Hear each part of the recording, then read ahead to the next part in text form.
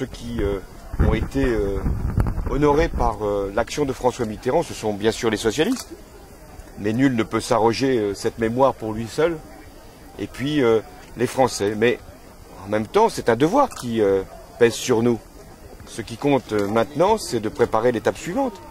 Et la meilleure façon de servir la mémoire de François Mitterrand, c'est de servir les Français en 2012. Est-ce que vous faites référence à le nouveau Mitterrand, Monsieur Hollande?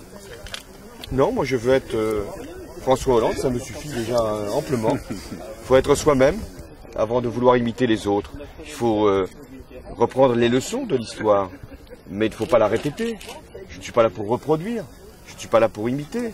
Je suis là pour essayer de comprendre ce qui a pu forger une victoire, une espérance, et puis d'être à la hauteur si je suis désigné de ce qu'attendent les Français en 2012. Quand vous parliez de 1981, on a bien compris, il y avait Michel Rocard et il y avait François Mitterrand. Et le jeu s'est inversé, les sondages ont eu tort.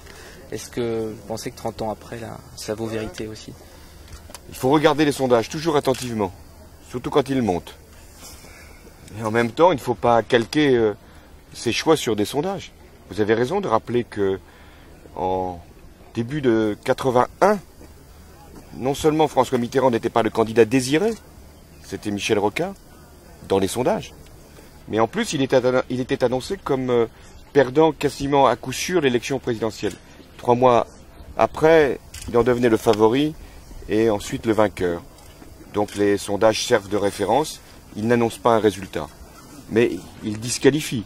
C'est vrai que celui ou celle qui est trop en retard dans les sondages ne peut pas prétendre. Mais celui qui est en avance n'est pas sûr de gagner.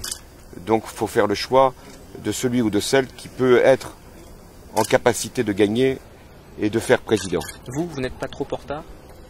Moi je suis exactement dans le bon moment, dans le bon ordre. Et en plus, je suis dans la clarté, dans la simplicité. J'avais annoncé que je me préparais, j'avais dit que ma décision viendrait, je l'ai annoncé, j'avance. Et je ne m'inquiète pas d'une position. J'attends de la gagner devant les électeurs socialistes au moment de la primaire. 30 ans après la victoire de François Mitterrand, cette tonton-mania qui semble saisir le pays, vous trouvez ça dérisoire?